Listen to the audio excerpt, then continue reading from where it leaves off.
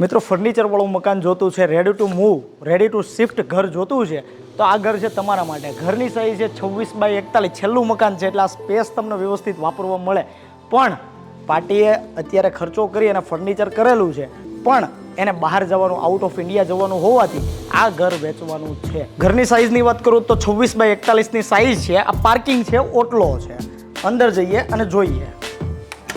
આખા મકાનમાં દરેક વસ્તુ ઇન્ટેરિયર કરેલી છે, ફર્નિચર કરેલું છે, દરેક વસ્તુ સાથે આપી દેવાનું છે. આ મકાન આ તમે જોઈ શકો કે આ સિટિંગ, આ હોલ છે, લિવિંગ એરિયા છે. અહીંયા તમે જોઈ શકો કે આ સોફા રહેવા માટે બનાવ્યું હતું, પણ ભાઈ હવે આઉટ ઓફ ઇન્ડિયા જવાનું હોય તો એ પણ એક ખૂબ સારી વાત કહેવાય. એટલે આ મકાન ટૂંકમાં વેચવાનું છે. આ તમે જોઈ શકો કે ટીવી યુનિટ, આ સરસ મજાની ટીવી છે, ટીવી યુનિટ છે, લિવિંગ એરિયાનો સ્પેસ છે, જગ્યા છે, બધું મજા આવે ને એવું ઘર માટે, પોતાની માટે, રહેવા માટે તૈયાર કરેલું આ મકાન છે. દુનિયાભરનો અને સારો એવો આમાં ખર્ચો કરેલો છે. આ તમે જોઈ શકો કે તમામ વસ્તુ આની અંદર બદલાવેલી છે. આ કઠેરો છે એ પણ પાર્ટીએ જાતે કરેલો છે. નીચે હોલ છે, કિચન છે, બેડરૂમ છે. ઉપર ટોટલ 3 બેડરૂમ છે. ટોટલ મકાનમાં 4 બેડરૂમ છે. બધા બેડરૂમમાં ટોયલેટ બાથરૂમ એટેચ છે. એની સાથે કોમન ટોયલેટ અહીંયા અલગથી છે. આ રસોડું છે. રસોડું તમે જોઈ શકો કે આ પ્લેટફોર્મ છે. પ્લેટફોર્મની સામે સર્વિસ ટેબલ છે, કબાટ છે, સ્ટોરેજ માટેની જગ્યા છે. બધી જ વસ્તુ બહેનોને મજા આવે ને એ રીતે તૈયાર કરેલું છે. આની અંદર બધી વસ્તુ મુકાઈ જાય. અહીંયા મિક્સર કે બ્લેન્ડર કે કઈ XYZ બહેનો માટે, બહેનો પાસે બહુ બધો સામાન હોય રસોડાનો, આ બધી વસ્તુ અહીંયા મૂકી શકે અને વાપરી શકે. આ તમે જોઈ શકો કે આ ચીમની છે, એની ઉપર પણ ખાના બનાવેલા છે. ટાઇલ્સથી માંડીને ફ્લોરિંગ ચેન્જ કરેલું છે.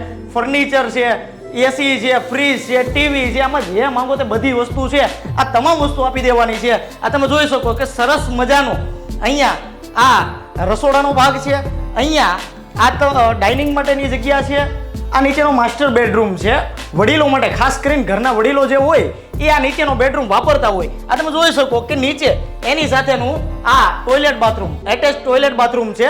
બધા બેડરૂમ માસ્ટર બેડરૂમ છે. આ વિન્ડો છે, એની પાછળ વાળો છે, ચોકડી છે. સીધે તમે ઉપર આવો એટલે આટલી ખુલ્લી સ્પેસ છે. ભગવાન માટે મંદિર છે.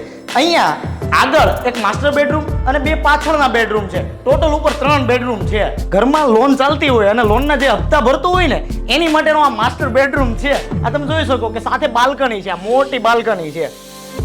આખી ફૂલ બાલ્કની આવે અને એની સાથે અહીંયા ટોયલેટ બાથરૂમ એટેચ છે. ટોયલેટ બાથરૂમ એ રૂમ જવડું છે. આ તમે જોઈ શકો કે જે માસ્ટર બેડરૂમ છે એનું ટોયલેટ બાથરૂમ છે. આ બાજુ આખો કબાટ છે, બહુ મોટો કબાટ છે. આ બાજુ કબાટ છે અને આ બાજુ ટોયલેટ બાથરૂમની જગ્યા છે.